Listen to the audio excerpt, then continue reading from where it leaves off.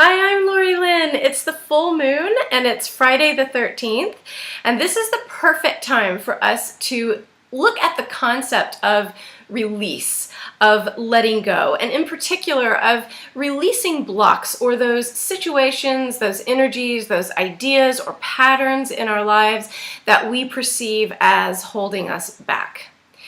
You know, when I think about things in my own life that I consider to be blocks, I often think about my own stubbornness or my unwillingness to see things in a different way. Because so many times when I think that I'm stuck or I think there's a block, when I think, I've been struggling with this for so long and I can't figure it out, the real thing that's going on is that I'm just not looking at this situation correctly. I'm looking at it from some preconceived notion, from some narrow idea. And when I really step back and allow myself to see the whole situation or see from a different perspective, then I can understand that things are always moving and we're never really blocked. Sometimes your blocks are your best friends because they're showing you where you might be on the wrong path. You might be looking at things differently than you could be. Maybe a block is just a way of saying to you, hey, slow down. Let's think about this again. Are you really going the direction you want to go? Are you really building the life that you want to be building? Are you really having the experiences that you want? Or do you need to take a little detour on this path? Is there a different way for you or a different way to look at this? It's funny that today's Friday the 13th because personally, I feel that to be a really lucky and magical time, like a lot of energy. But, some people are really frightened of it. There's a lot of superstition around it. And I think the way superstition works, or the way that our minds and energy work, when a whole lot of people believe the same thing and focus their energy and focus their intention, then we can start to move energy and we start to move experience. And so if someone is really, really afraid of a day like Friday the 13th, they might actually start to have bad experiences on that day or experience the things that they expect. And energy is really like that.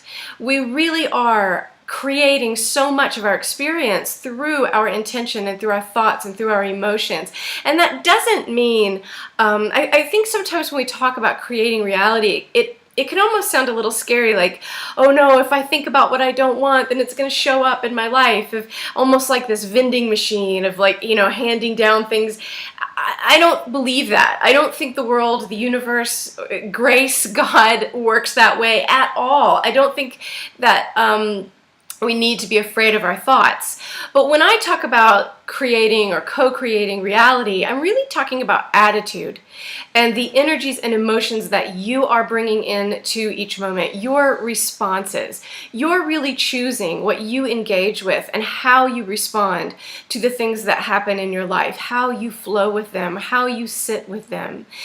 Dreaming and imagining and going forward with those dreams and those imaginations, that's really powerful stuff. It's a good thing. It's a loving thing, not something to be afraid of.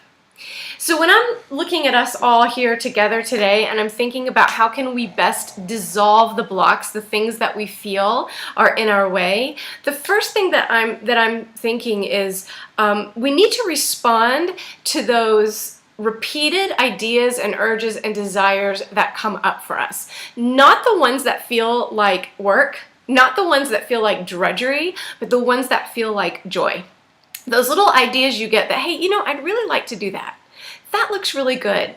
That sounds really fun sometime when I have time. Make the time. Follow through with those nudges, those leanings of your heart, those repeated ideas that you have. Even if they don't seem to be related to the questions you're asking or what you're trying to do, somehow it's related. I promise you, that's how spirit works. The second thing I'm thinking of is how important it is that we each be really aware of our own individual sensitivities and honor those sensitivities. So how can you take care of yourself? How can you shield yourself from energy that feels harsh to you? That might be putting a limit on the time you spend on Facebook every day. It might mean saying no to some engagements, saying no to some invitations. It might mean taking a salt bath every night, or taking a walk every evening, or setting aside your meditation time.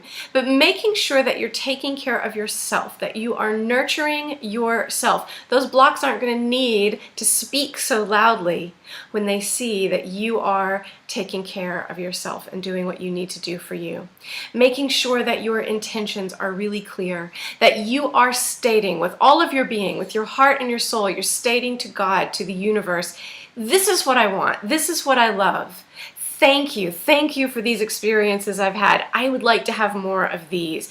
Being in that really clear communication with Spirit is so important. Asking for help. I feel like I'm stuck here. Please show me the way. Please help me dissolve this block. Please help me move forward. The most effective way that I know of getting past something that feels like it's holding you back, sometimes those blocks can feel like they're actually just sitting on your chest, is to have a conversation with it. Bring it up in front of your mind's eye. Give it a shape and a face and a body. Give it a personality and talk to it. Ask it, why are you here? Why are you doing this? Why are you holding me back?